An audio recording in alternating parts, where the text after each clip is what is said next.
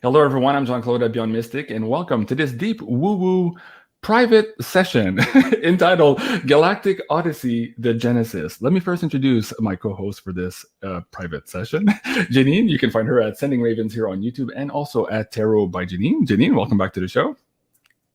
Hi, the two of you. Hi, Janine. And you can also meet my friend here, Julie Daigneault. You can find her at maisonjupiter.com. Julie, welcome to the show. Thank you, Jean-Claude. Hi, everybody. Well, I'm excited to have you on, and I have to admit, I'm also a little bit nervous. So we'll start there.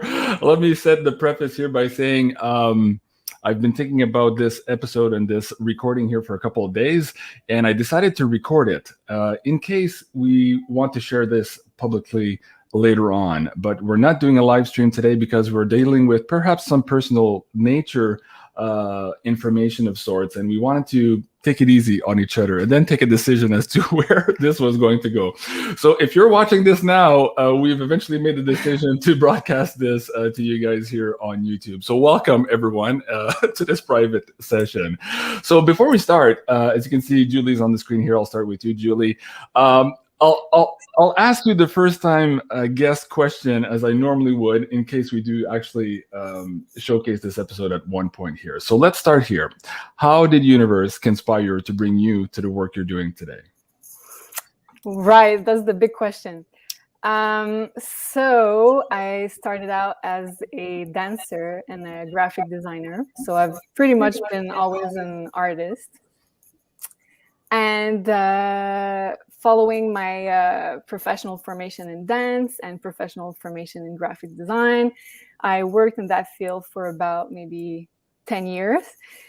And I felt like something was off, something was wrong. I needed to do more. I was kind of searching, like I guess everybody does at one point in their lives.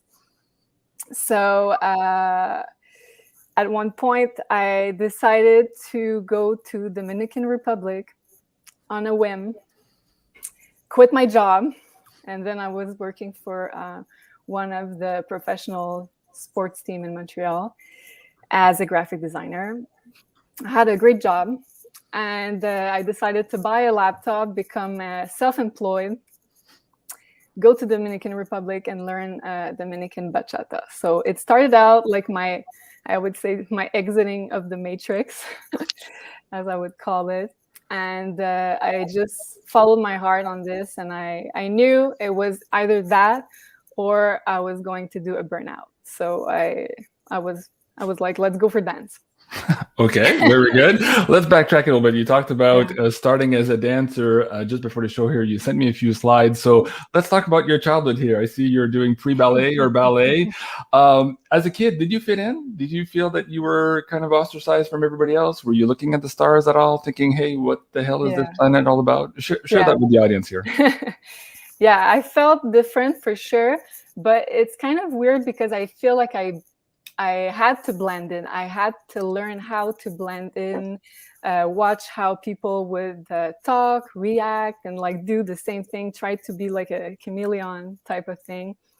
So I did blend in. I did have a lot of friends, but deep down I knew I wasn't like everybody else. But it was more like under the ground. Okay. So you really didn't share that with anyone? Not really. Okay, that's until very recently. You sent me this other picture too I wanted to share with the audience. This, I believe, is in Afghanistan. What's going on here? Yes, so I was also a professional cheerleader for the Montreal team, the Alouettes, because I just love dance, and I figured out it was one of the best professional gigs you can do in dance, and it was truly amazing. I met like amazing women throughout this whole experience. I've been on a team for 15 years. At the end, I was coaching the dance team, choreographing, so creating lots of cool stuff, music mixes, choreography. So very, very much into the creating arts. And so, yeah, we were asked, a couple of us, to go to Afghanistan three times to perform for the Canadian military. So I was like, I don't know why I said yes at first, but I did. because remind you, it was in the middle of the big war. Mm-hmm. And so we went there. It was an amazing experience, but it was mostly like the human experience, talking to the people there and sharing some hope, I guess, good energies, because they were pretty much depressed. Okay. And where was that big transition for you into this world of spirituality, astrology, and tarot? Explain that to the audience here, and then we'll get Janine to jump in. I think it had to do with the fact that my love life wasn't exactly following, like my professional life, I had it together, it was fine. But the more personal side of it wasn't functioning at all. So I had at one point this big heartbreak. And I asked myself, what could I do to really do something that I want to do deeply for myself, not for anybody else? And the answer was to do a tarot course, because I've always been fascinated by the cards. But when I was younger, I thought that you had to have a gift, and I thought I didn't have this gift. So yeah. Okay. But I did that just for myself, and it started this process in the woo. In the woo. And now you're deep in the woo. All right. I love it. Janine, your first reaction here, you know that Julie reached out to me, and through a series of circumstances here, we kind of got together. And when I heard some of the videos on her YouTube channel for the first time, I was like, oh, I know this person. Similar to my friend Jason at 10 years ago, I saw a video of him. I'm like, oh, I'm going to do something with him in the future. He didn't know me, I didn't know him, but I knew universe would kind of bring us together. And we're kind of here now in that same place in my life, but with Julie here. And so I'm happy to have you on to kind of maybe fill in the gaps as to maybe why that is, what's going on, how maybe universe is conspiring right now in this particular lifetime to bring us together. So first impressions, if you wish, and then maybe let's start pulling some cards and seeing what the hell this connection is all about. Right away, when you got Julie's information, you sent it to me, if I remember correctly, and you were very, very inspired by her story and just what she was all about. And it felt like, now that I know you, and even though we've never met in person, I really feel like I know you, lifetimes of knowing you. I knew right away there was some kind of connection there, and you knew it too, like a past life connection, because you usually have that very reaction when there's been a past life connection. I've seen it maybe 3 times, like with you and I, with Tamara, you and I, and now with Julie. And I'm sure it's happened lots of, like, we often meet soul connected, soul family members. Don't forget Bryce, as of late too. We're all in this weird turmoil together. Yeah. I say turmoil, I mean like of understanding all of these connections, and we're all in a tailspin would be the better word here since that episode with Tamara. Yes, absolutely. Yeah. So right away, we, looking into it just felt like a natural thing. And I hope Julie's okay with that. We just had a little look into it, and her being a tarot reader as well, and an astrologer, she knows how curious astrologer. You have to be curious to be a good reader. You actually have to care about why people are here and what they're doing together. If you don't, you're not going to be a very good reader. You could be a psychic person, but if you don't really care about others' story and how it affects their lives, how are you going to read for others? Like, there has to be a curiosity to actually take it further and become a reader for others. Right. So anyway, we looked into it. And if I remember correctly, and Jean-Claude, you can fill in the gaps, because I was channeling, so I don't always remember what I was saying. But the first thing we got was off-world connection, but like really intense, maybe even intimacy or emotional. And also you were pulled apart from each other. So sometimes when that, in one of your lifetimes, so sometimes when that happens, when you do meet them again, there's an instant, okay, I got to do something with this person. It'll have that effect on intuitively connected people. They'll be like, okay, I don't know why, but person is important. You follow that. Do you remember more of what we said? Yeah, that's a good start. And for me too, I expressed to you how I was, like you said, being guided or compelled to talk to this person, kind of like with Carla on the show too. Like it's just like universe is like screaming at me, essentially. And for the case for Julie, they were screaming at me, and I was as I was looking at it, I was getting the message. Oh yeah, sure, I'm on mission. Just put it on the plate. I'll get to it. Like it's par for the course for the work I'm doing. But then suddenly I got struck with some fear, and so I asked you, well, where's this fear coming from? And so now the part about being ripped apart, I think that was the fear of maybe having to feel that or wanting to know if that was in the karma again, that we were going to relive that same karma. So maybe here, can you pull some cards and figure out why were we being ripped apart? And I think when you were channeling, you said more than once in some of these off-world locations, and it didn't have anything to do with another lover or anything like that. It had to do something with circumstance, like politics, religion, control matrix, and stuff like that. So it was always kind of in our way. And I was questioning, well, what was that? And now in this lifetime, are we going to relive that, or is this a brand new territory here? A manipulative woman that lifetime who was threatened by your relationship kept you apart, and the woman wasn't like another lover. It could have been a mother figure. Okay. If you don't remember, let me bring this one up. So again, this is why, guys, we're not sure if we're going to make this private or not, but we'll see how the rest of the episode goes here. But what Janine pulled up, because I mentioned to her that you, Julie, had a sister, and you guys do tarot astral readings together on your YouTube. And as Janine was pulling and channeling this, she says, oh yeah, your sister was my mother. And my mother did not want me and you together. That was one of those lifetimes. So can we dive into that maybe here too? What's the karmic loop here of the sister? And I know Julie wants to chime in here because it makes a lot of sense to her even in this lifetime now. So can you maybe help us understand that relationship here, Julie? Yeah, my sister also does. Oh, I'm sorry. Go ahead, Julie. Go ahead, Julie. Go ahead. My sister also does losing my words in English. Hypnosis for past lives. Got it. Okay. So she also does that, and we found out that actually our soul contract was division, war.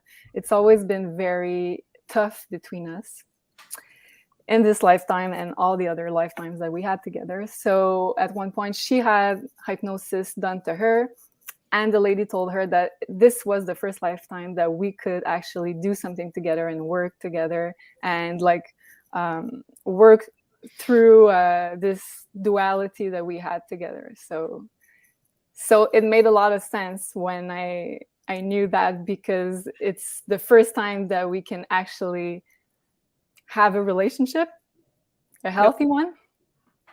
Okay. But it's not always been like that. It's pretty recent. Okay. That's all right. Janine, you want to pull some cards on that and maybe give either of us or both of us some guidance here on how to, I guess, tread this endeavor here with the sister involved here in this karmic loop? Okay, I just want to start by explaining, because I've read for so many years and we looked at past lives, years and years and years through. Most of my clientele, they're interested in their past lives. If I pick it up in the reading, we talk about it.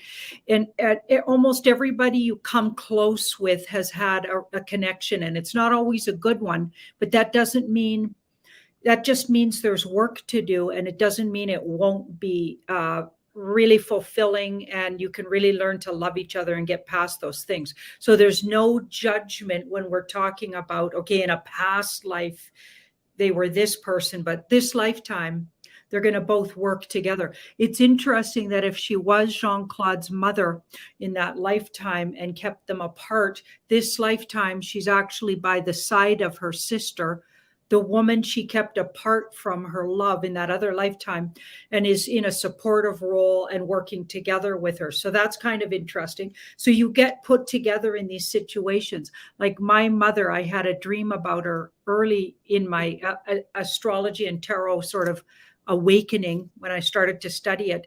And I started getting dreams about my past lives, and anybody important, I'd have a dream about what we were doing in past lives. And it was very specific with my mother. She was literally in the Catholic Church, really high up in the church. back in the day, way back in the day, in the Inquisition times, and she was signing a piece of paper that was going to put me to death as a witch. Wow. So yeah, and this lifetime, she's my mom. And so we had a kind of a difficult years, but then we actually, for the most part, until this whole fake demic thing came along, and she's very fearful and incredibly bought into what the government are doing, etc. So that's actually kind of ripping us apart again of late. But for the most part, we've mended a lot of fences, let's just say. So I just wanted to start by saying, just because you had a difficult past life doesn't mean it can be really rewarding and amazing even to do the work. Sure. Okay, so now we're going to look at, what are we going to look at again? Well, let's just look at this lifetime here and get some guidance with, I guess, the role that maybe we can backtrack and figure out first what this soul mission is supposed to be in this particular lifetime here between Julie and I, and perhaps even yourself here. We seem to be connected. And then to see how Sophie, the sister, also ties into that and how we can navigate that all together for the highest good of everyone. Okay, it's an opportunity to get in touch with memories of off-world for both of you and get closer to those sort of relations or relationships. That's my off-world, and this is an opportunity card. And to be able to, so both of you might start having memories of lifetimes off planet. So it gets you closer to your relatives and lifetimes off planet. Sometimes you two might even find each other in the memories. And also, I feel like it's a bridge. The two of you could work together to bring awareness, maybe, and let a lot of other people understand. They might have had off-world experiences and what that might mean, because a lot of people don't really dabble in that. But I think in the age of Aquarius, we're going that direction. Everything's pointing to, okay, our real history has to come through and really what we've been up to, and a deepening of our spiritual connectedness to our own souls who've lived many lifetimes in other galaxies, likely. Right. And to reconnect perhaps with our galactic families. And this is why I entitled this Galactic Odyssey, this long, difficult voyage of us through the galaxy. Go ahead. And that is exactly what, like you said, because this was in the middle of these two. So off-world connections, opportunity to connect again. And this is the happy family card. Finding your galactic family together. Wow. Through, you're stronger together, being as you were both in those lifetimes together. And then this is interesting. So when it relates to the sister, independent. So the two sisters really, even though they're very different, unique, independent beings, to really learn to understand and appreciate and love each other. Maybe the sisters learn to really let go of any kind of control she might have tried to have on Julie. And I'm only assuming that might have still come through in this lifetime, but I'm not saying it did. So Julie, you can help me with that. But like, it feels like both of you allowing each other as sisters to have a lot of independence and space, yet you're still actually working together. That's an amazing feat, frankly. Can you weigh in there on what it feels like to work with your sister? Yeah, sure. Well, you were right on point, by the way. But I feel like the energy now is way more balanced. It's not like there's not a power struggle between us. It's very well balanced. I feel like it's clear. Our missions are clearer now, so it's easier. And I forgot to mention that we did not speak for about, I would say maybe 10 years. I don't know. And when we reconnected, we had done a lot of spiritual growth, and we learned tarot not knowing that the other one learned tarot also. We did like the same stuff at the same time without knowing. So when we did reconnect, it was on a totally different level this time. Wow, fascinating. Okay. And can I add something? Yeah, go ahead. I have an oracle deck, and I picked a card I think it was last week, and it really ties into what Janine was saying. It's I don't know if you can see it. It's ancient aliens. So it says ETs have always been a part of our history. And in the booklet, it says that you have to research your origin. So I got this card and I was like, okay, like I kind of knew, obviously I was a starseed, but envoy starseed, but like getting this card and Janine talking about what she said, I think it was very interesting. It all ties in together. Okay. You sent me a few questions that you wanted to ask also, Julie. Why don't you pick one of the questions there and we will alternate here back and forth moving forward. Okay. So in my astrology natal chart, trying to move with the sun here, I have my Chiron in the 10th house in Gemini. So 10th house being career for the public, and Gemini being the sign of public speaking, communication, sharing knowledge. And so I have my Chiron there, which means that I have something to heal. And I always also have my North Node, which means that my life mission is going towards this this house and this sort of theme. But with my Chiron there, I felt like I had to release a lot of blockages before really going with my life mission, which is more sharing knowledge, public speaking, all of this. So, and I was told recently that I've been hung as a witch in a past life, like many of us, you know. Mm-hmm. So I was wondering if my blockage with my Chiron there in the 10th house in Gemini was related to that, or is there something else I need to know about that blockage? Okay, very good. Okay, before I even look at these cards, I was getting kind of a download when you were talking. So right away, just astrologically, what that kind of tells me anyway is, so if your north node, where you want to go towards, is there. So there's a lot of emphasis there. And then your Chiron, which is you're not only healing something from lifetimes about sharing your voice and knowledge, but you're also going to be able to heal others, because the wounded healer, you become a healer through your wounds. Mm-hmm. That's the idea anyway, right? Some people become victims. And of course, that's not where we want to go. Higher spiritual vibration becomes the healer of others through the knowledge of what you went through yourself. So it feels to me like healing the sort of having the self-esteem to share what you know.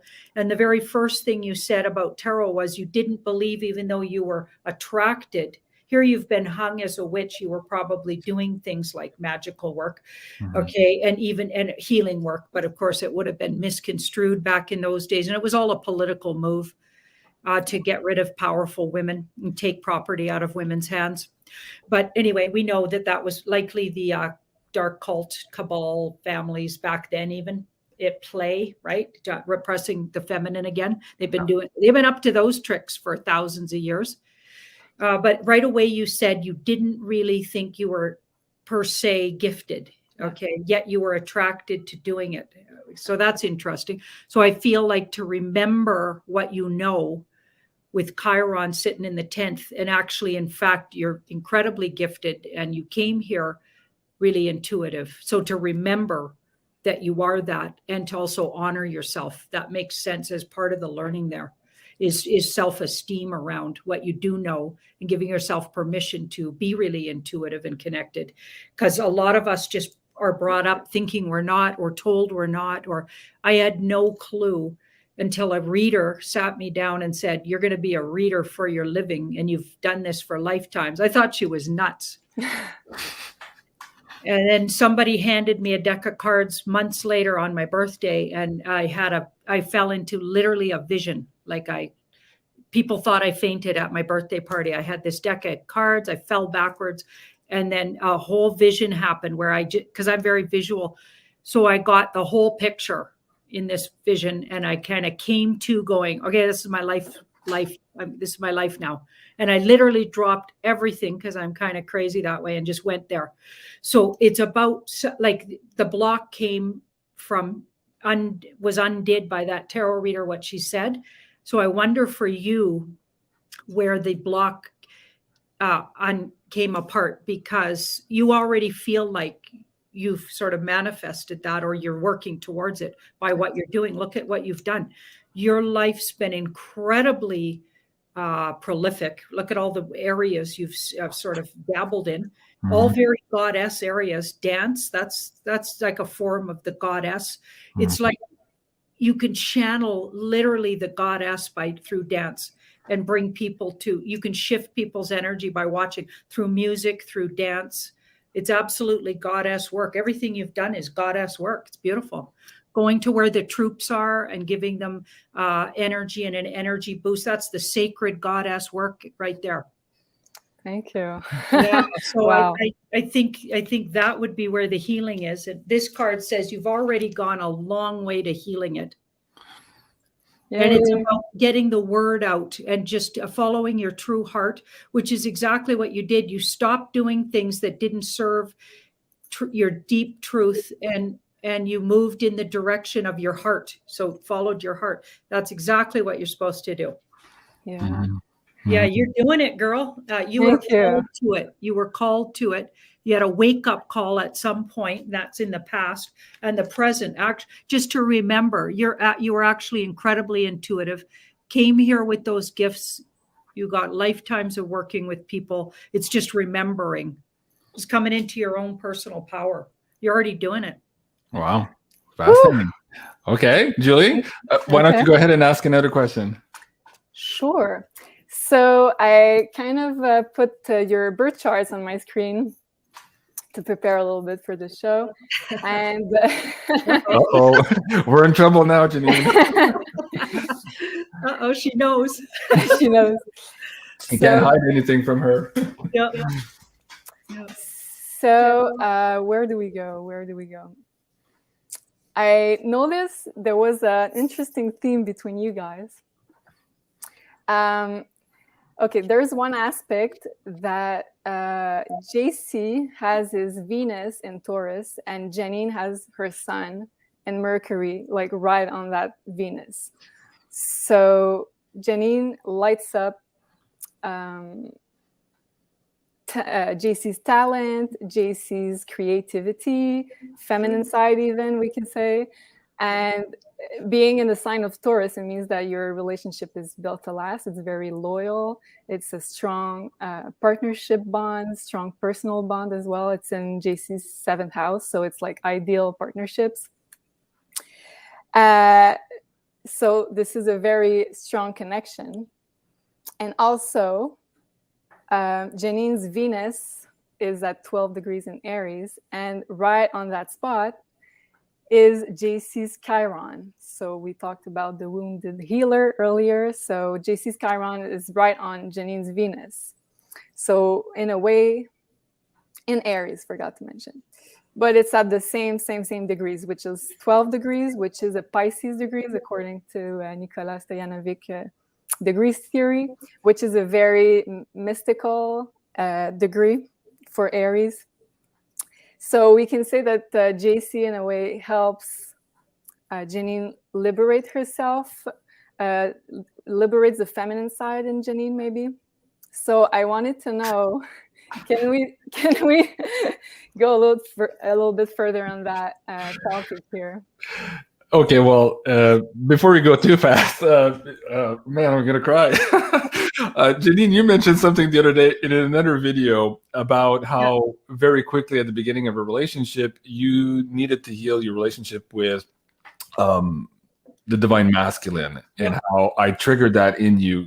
Do you feel comfortable sharing this here? And again, keep in mind, we might eventually decide to put this forward to the public, but I won't do that unless you all agree to it. So just keep that in mind. Yeah, well, it goes with my Scorpio moon, not trusting, like Scorpio moon placement, lifetimes of abuse, sexual abuse, and enslavement, and in particular, sexual enslavement, Scorpio, right? And often life, death threatening situations. So having lived in very treacherous lifetimes, a Scorpio moon comes out of the deal a survivor. So they never want to be victimized again. They're adamant about not being victimized. If they're well aspected Scorpio moons, some Scorpio moons continue to be victimized, even if they're not being victimized.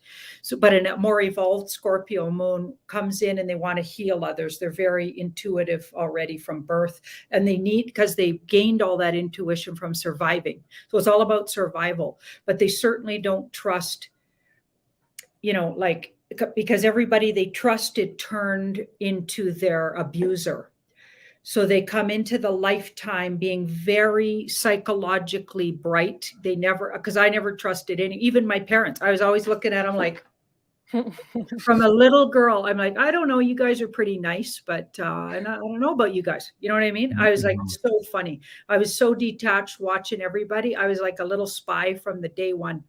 And I was born 2 months preemie. So I was in an incubator for 2 months. So I didn't really bond with my mom, which her and I have talked about. She didn't really bond. She didn't get me at all. I was a teeny little 3 pounds. Mom said I looked like a couple of pads of butter, like I was so little. And, but I survived, because Scorpio moons survive no matter what. So we're like warriors. Mm-hmm.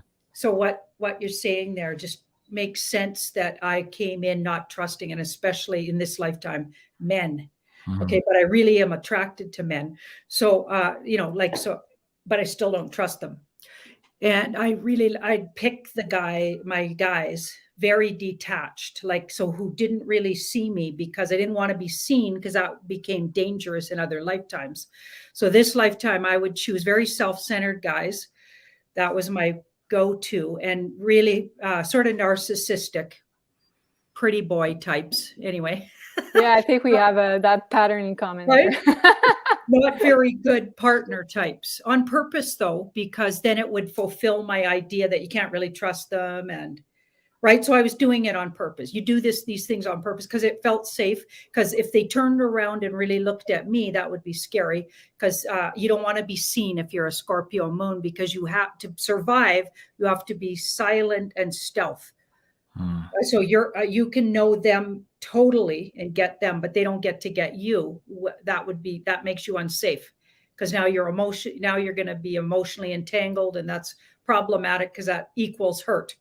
Okay, so those are the old patterns, and I recognize them actually I've been working on that my whole life. But when Jean-Claude and I met, he was like, I've met about 4 men in my life that I would say, these are the sacred masculine.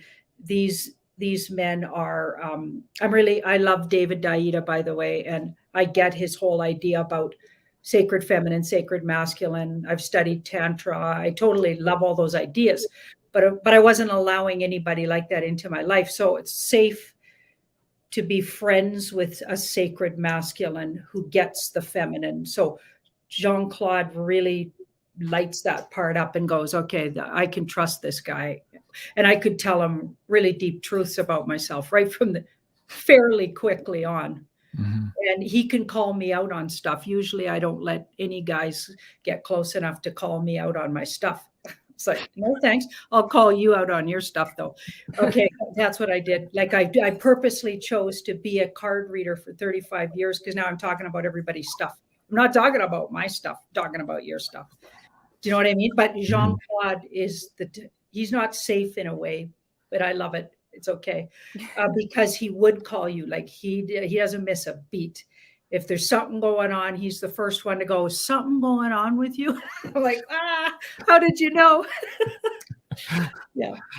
Okay. See right through your soul. Yeah. Yeah. Okay.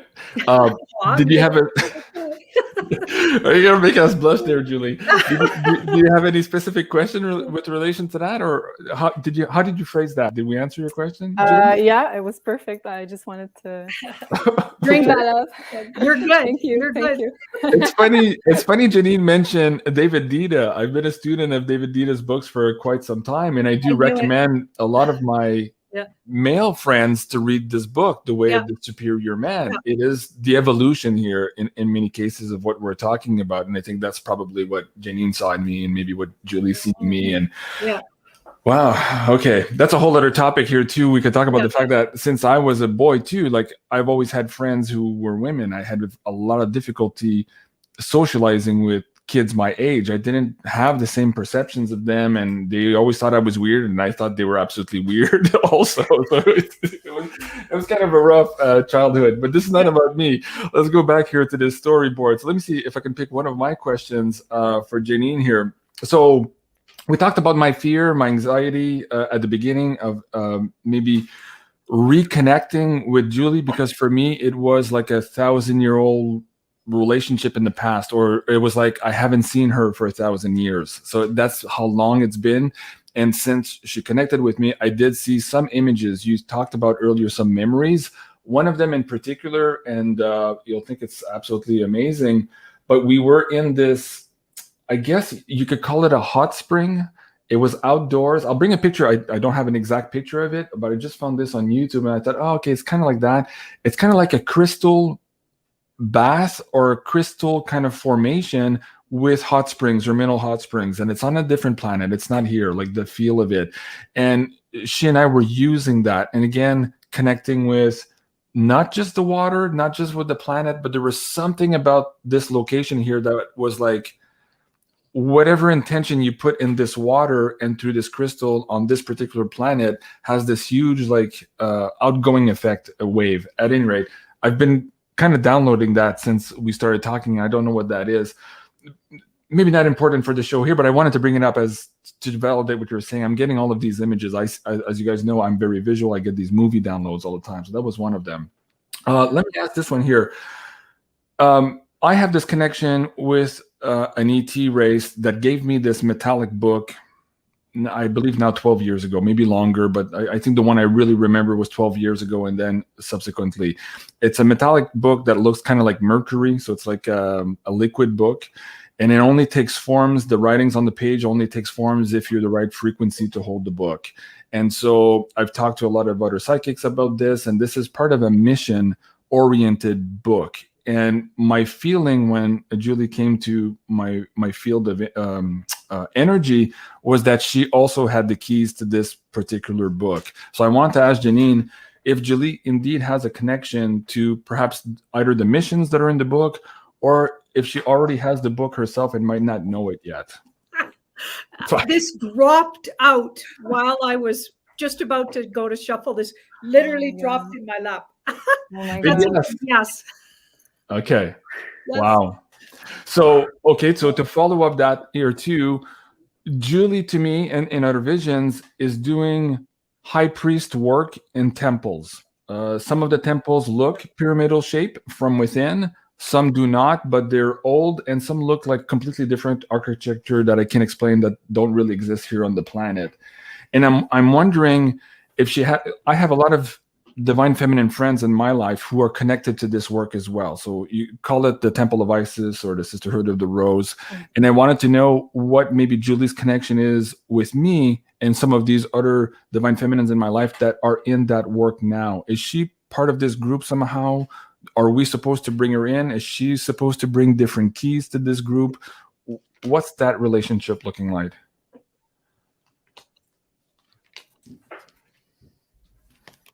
Yep.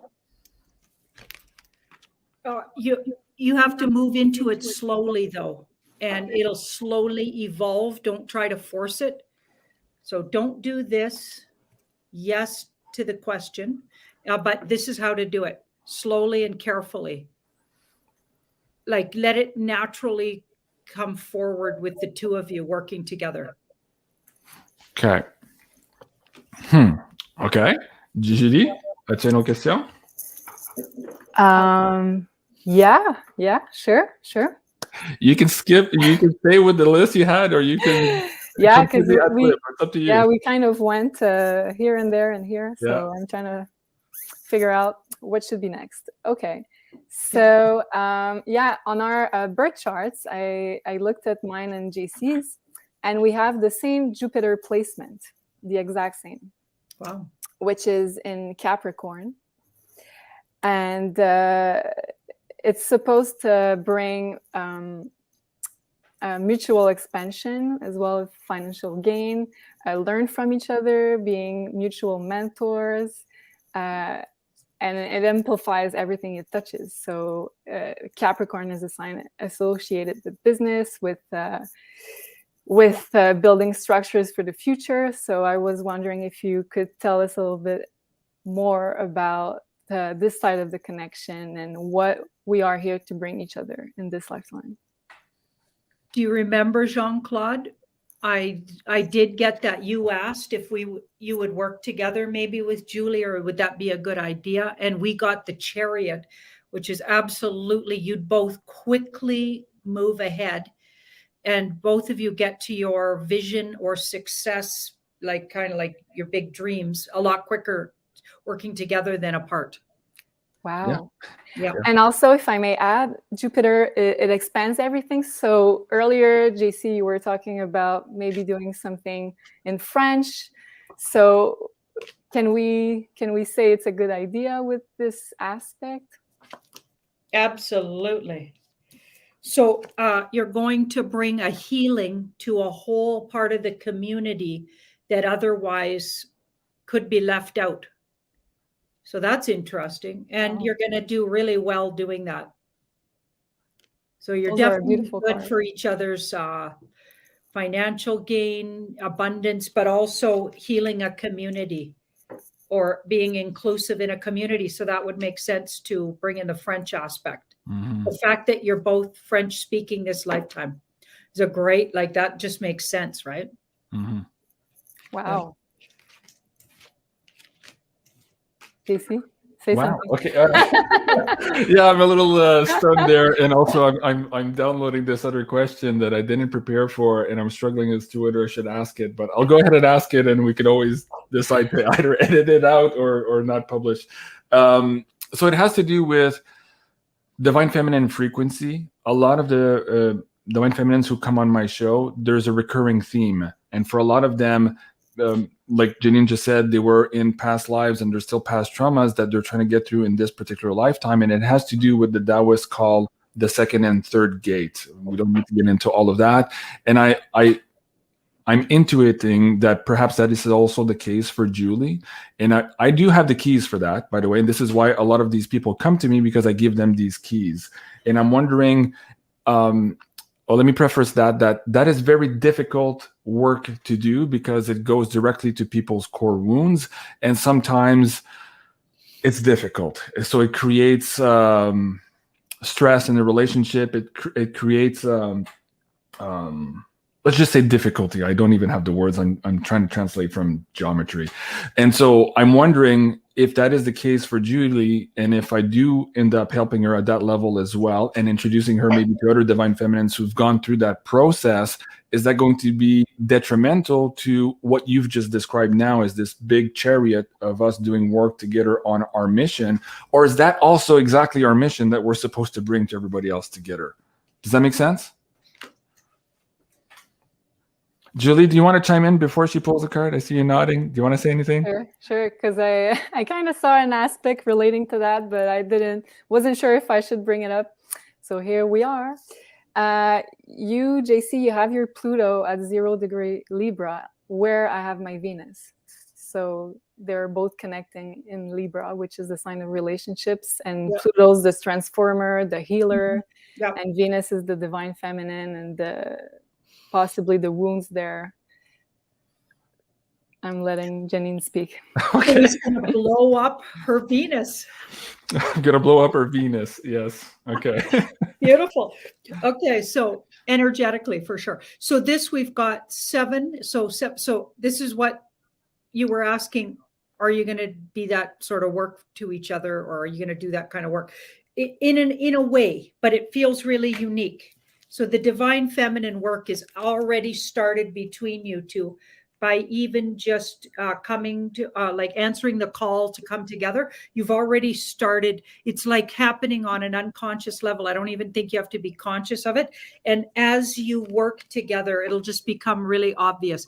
I don't feel like it has to be a sort of tackled purposefully. It's already like you two just have that effect with each other's energy, like that Pluto but she was just talking about working on her Venus, and it's already happening. So when you come together, I feel like it just creates everybody who's being worked with through the work you'll do together. It naturally trickles down to their healing if they need work there too. So I don't think it's happening karmically, naturally. All of those are these are major arcana cards. So it's going to happen anyway, just by your two energies together, just change the frequency for anybody working with the two of you. I believe it's happening right now, and especially at night during sleep. So we're kind of being transposed into another area, and we're both already having these weird like energy waves going through the body. So it's kind of like transmuting something already. It's hard to describe. Julie, do you want to maybe put some words to that too, and what you've been feeling? I feel my body buzzing with energy, like it's almost too much to handle. Too much to handle. Yeah. Well, go ahead. Go ahead. I can't sleep, to be honest. It's been. Is that like the Kundalini kind of going up the spine, or how, like, is it invigorating kind of energy, or is it? It's more invigorating. That could be Kundalini. I wonder if the Pluto placement with the Venus could inspire the Kundalini. Yes, that would make sense. That would make sense. Because I met my son's dad right at a really crucial time. I think I was 39 when I met him. And I had like we have the same placement. You were describing Pluto and Venus. Exactly the same. And like I was so inspired, like in every way.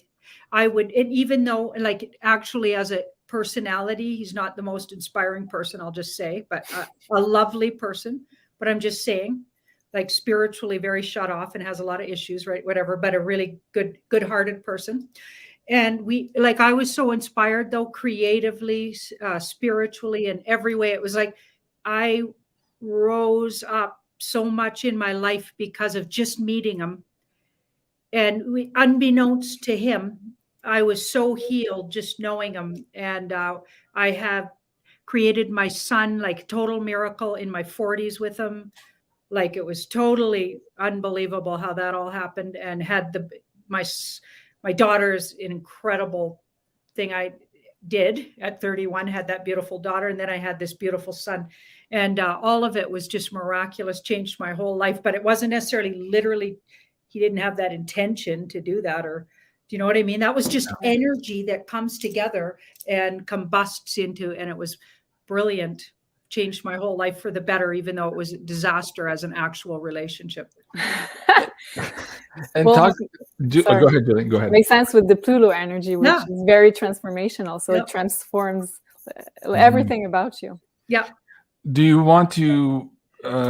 Because again, if we do go public, for some people watching this show, if indeed we're going to talk about this type of healing work and we are going to transform and help some people, do you want to share some of the symptoms you were having about your timing and also maybe your stomach being upside down? Do you want to explain that to the audience a little bit, Julie, as well?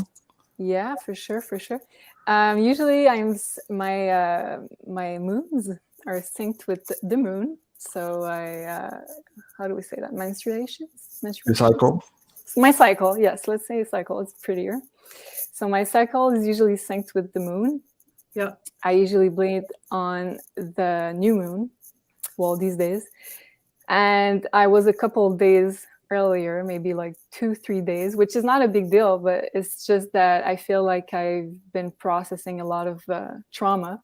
And I've been going to the Reiki earlier, and she said I was in the process of letting go of a root chakra blockage.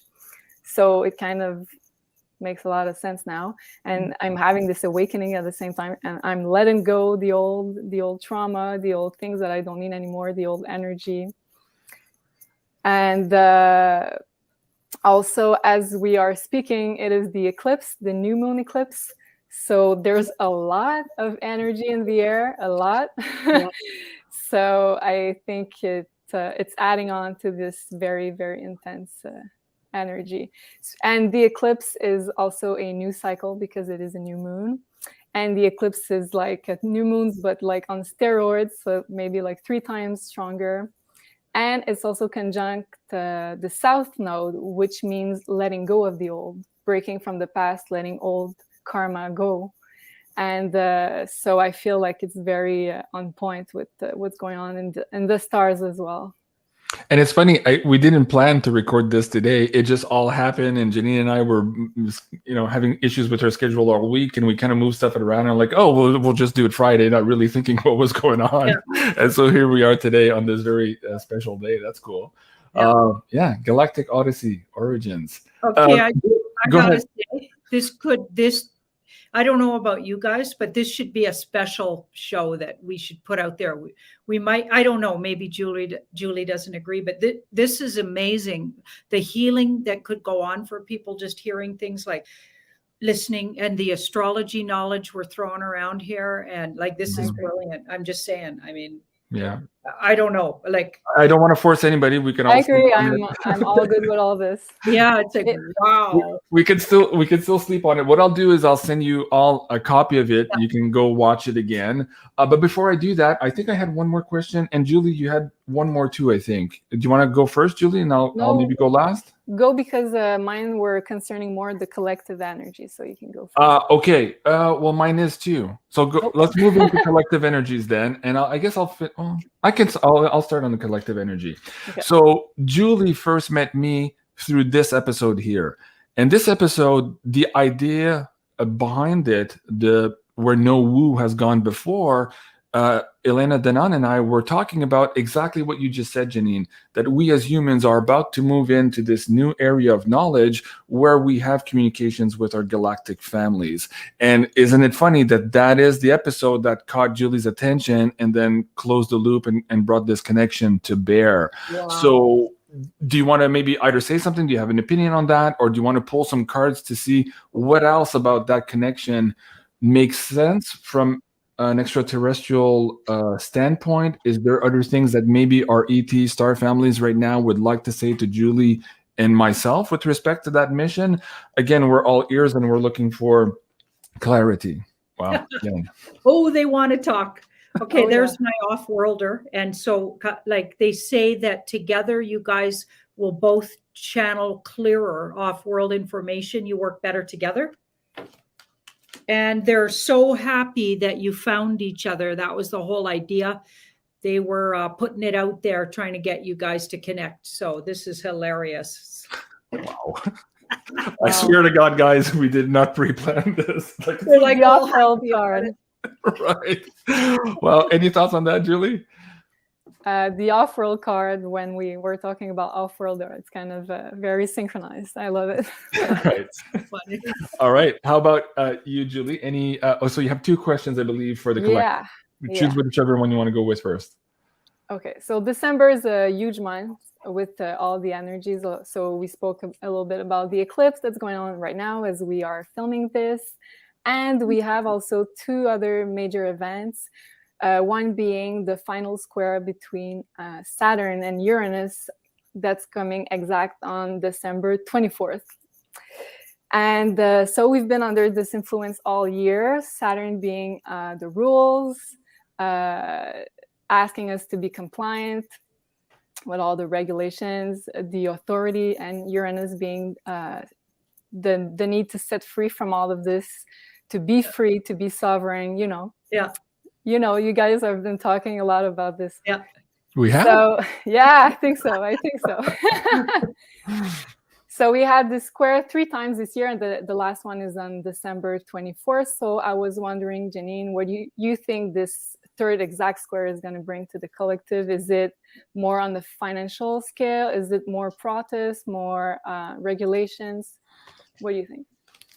Okay. It's political.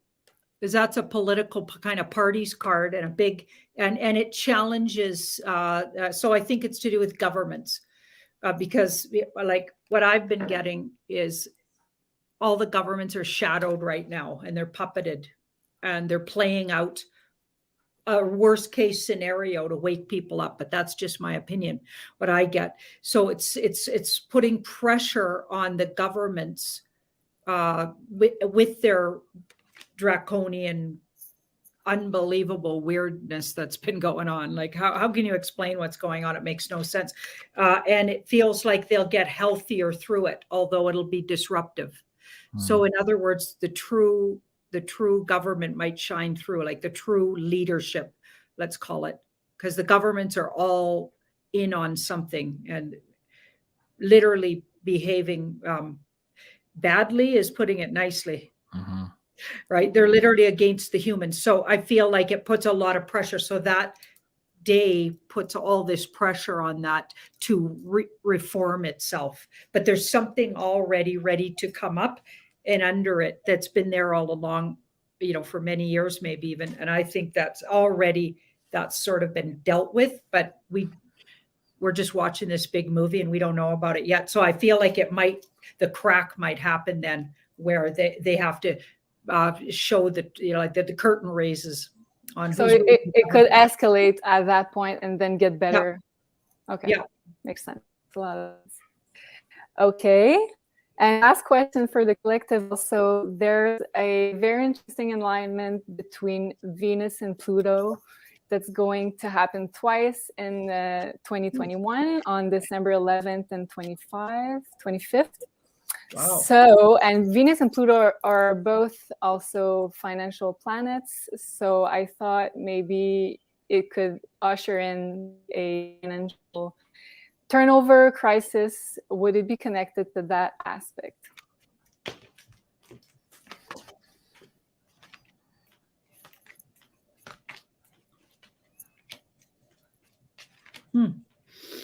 I get a passing away of an old system and a beginning of a new one. It has something to do with Mr. T. That's my Mr. T card. So I wonder if that's the new financial system overtaking and finally becoming obvious to even the normal people, and the death of the sort of already bankrupt system that's pretending to still limp along there. I think that's when it finally coughs and wheezes and dies. Oh, good. Yeah. Isn't that amazing? Because it ties into, we were wondering why all of these rapid fire events, these tower moments, were all showing up in December. We just recorded this Beyond Crypto Woo. That is wild. Yeah. Right. And now we see the astrological alignments here to perhaps some of the events that we were tuning into. Wow. That's fascinating. And you two might want to think about doing a show on one of those dates, since your Venus and his Pluto are sitting in conjunct, or sure. You might want to align your first, I don't know. Or maybe this episode, we can launch it on one of those dates too as a premiere, and we can go live and chat on it if we want. We could do that. Yeah. But I forgot to mention there's a Venus that's going to go retrograde also. So that's why there's going to be 3 conjunctions with Pluto, because Venus is direct and then goes retrograde and then direct again. So there's 3 hits.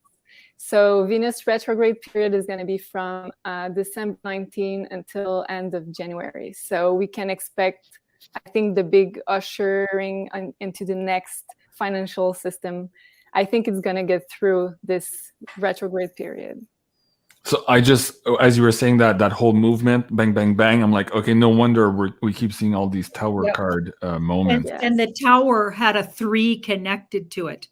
So I wonder if when I did the big zodiac on my December look, I had the tower across from the 3 of Pentacles. So I feel like that 3 you're talking about, that's put in place spiritually to just get this to finally push through, maybe. Wow. Yeah.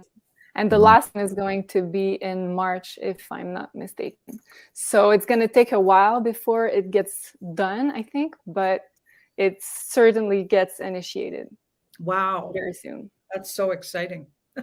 Wow. Okay. That reminds me. So my birthday's in March, and you guys don't need to actually say the actual day here on the show in case we do publicize this. But is there something interesting, maybe, Julie, I know maybe you don't have time to look at my chart, but why would March be important for me also? as the Aries, as we're shifting into this age of Aquarius, is there anything either, well, I'll start with Janine. Maybe she can pull some cards on this, and then I'll come back to you, Julie, if there's anything that matches there in the chart. So, Janine, my question would be, March of this year, my birthday, my Aries chart, the age of Aquarius, and all of this initiation, transformation we are in now, as 𝐄𝐓𝐈𝐒 calls it. What's my role in all that, or what can universe tell me to maybe navigate, to hit the highest notes, or to achieve my mission? You have a revelation about a book and or something you need to put out there. So a show revelation, or revelation, you're gonna have a big breakthrough that really sends you to the heights you're looking to be as far as work and career go. So it has a big, it's like a big, you're hitting the tarmac and shooting forward work-wise somehow. So it's very much to do with it, but it spiritually getting the word out is your work, right? So I don't mean just literally work for money's sake, work for your life work.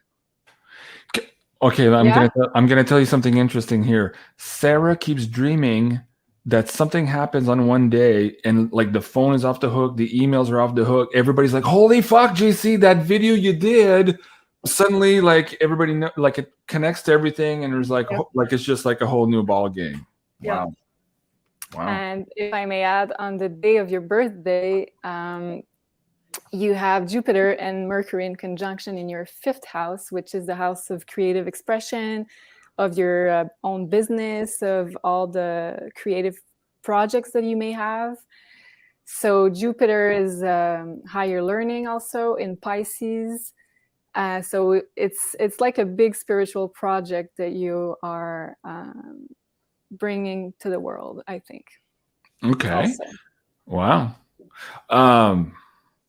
Holy crap. I got 10 more questions to ask, and we're already at the hour mark. Okay, I think we're going to leave it here. Maybe I'll ask you first, Julie. Any last questions for Janine? Any last words of wisdoms? Anything else that you want to share with the audience here before we go? Could be a comment, whatever you like. Well, I just want to thank you guys for having me here. It's an honor. I've been watching you for a while now. When Bryce said that you guys are her CNN, is truth.